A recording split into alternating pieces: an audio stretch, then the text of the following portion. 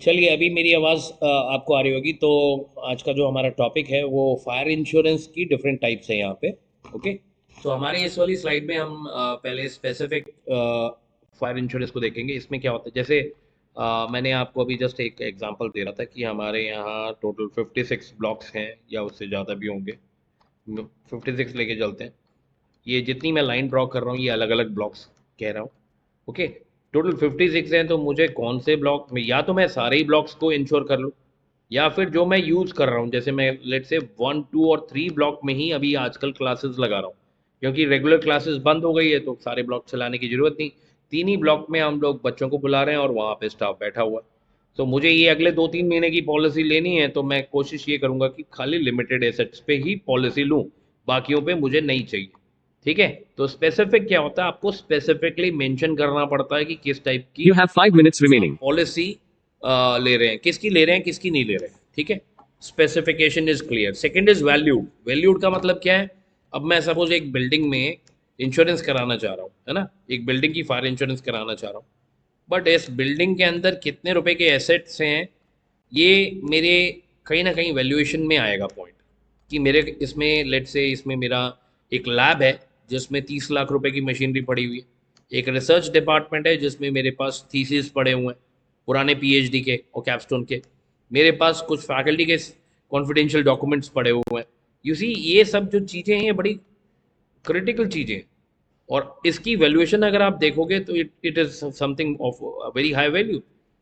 अगर आपने ये लॉस कर लिया तो कितना amount of loss is expected, तो आप अगर कहीं ठीक से क्लियर वैल्यू दे पाए इंश्योरेंस कंपनी को, तो that is called as valued policy. कहीं ना कहीं उसमें आपकी valuation of your property which is covered is clearly mention. Okay. So आप उसको बता रहे हैं। Next is average policy. हमने कल पढ़ते हुए शायद मैंने किसी को कहा था एवरेज पॉलिसी के लिए याद कराएं। तो एवरेज पॉलिसी क्या है, अब मैं आपको यहाँ पे एक एग्जांपल दे रहा हूँ। हमारी एक हाउस प्रॉपर्टी है। इस हाउस प्रॉपर्टी की मार्केट में वैल्यू आज की जो है वो 10 करोड़ की है। अब मैं इस हाउस प्रॉपर्टी के लिए मतलब एक लोन लेने जा रहा हूँ, यानी इसको सिक्योरिटी पे रख के एक लोन लूंगा। कितने का? 10 करोड़ की प्रॉपर्टी है तो बैंक मुझे 9 करोड़ रुपए का लोन देने के लिए रेडी है। 9 करोड़। ठीक है। 1 करोड़ की सिक्योरिटी रख के 9 करोड़ रुपए का लोन देंगे। अब मैं क्या समझा रहा हूँ, मैं एवरेज समझा रहा हूँ। तो यहाँ पे जब मैं 9 करोड़ का लोन ले रहा हूँ तो मुझे बैंक वाले कह रहे हैं कि सर आपकी प्रॉपर्टी तो है, लेकिन अगर कुछ इसको अर्थक्वेक से टूट गई या कुछ और हो गया या फायर लग गई तो हमारे लिए प्रॉब्लम है। आप इस प्लीज इस वाली प्रॉपर्टी को ना इंश्योरेंस कर लीजिए। अब देखो, इंश्योरेंस करने के लिए जब मालिक के ऊपर प्रेशर बना तो उसने कहा कि यार प्रॉपर्टी 10 करोड़ की है, लोन 9 करोड़ का है, मैं आपको 9 करोड़ रुपए की पॉलिसी लेके दूंगा, मैं 10 करोड़ नहीं लूंगा, क्योंकि आज तक अभी अर्थक्वेक और ये फायर तो हुआ नहीं, लेकिन आप कह रहे हो तो मैं ले रहा हूँ। और आपके कहने पे मैं 9 करोड़ का ही लूंगा, क्योंकि 9 करोड़ पे प्रीमियम जो है लेट से वो 90,000 का है, 10 करोड़ पे वो मुझे 1 लाख रुपए देना पड़ेगा, तो मैं 10,000 रुपये बचाऊंगा और आपके लोन के अमाउंट के बराबर मैं कर दूंगा पॉलिसी। तो बैंक वाले कहते हैं चलिए ठीक है, आप कुछ नहीं कर रहे हैं उससे तो बेटर ही है, हम लोगों का कुछ तो रिकवर होगा पैसा। ठीक है।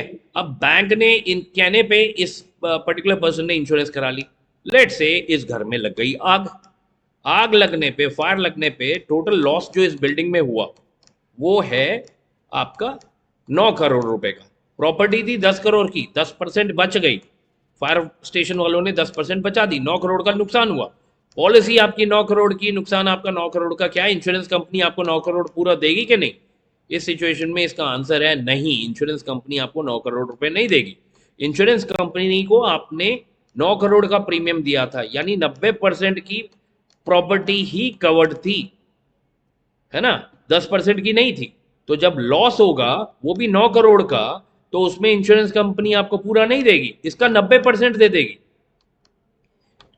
इसका 90 होता है 8 करोड़, ना, 8 करोड़ एक 10 लाख रुपए, हाँ 8.1 करोड़ रुपए आपको मिल जाएगा, 9 करोड़ नहीं मिलेगा। इसको क्या कर रहे हैं हम, इसको कहते हैं एवरेजिंग क्लॉज।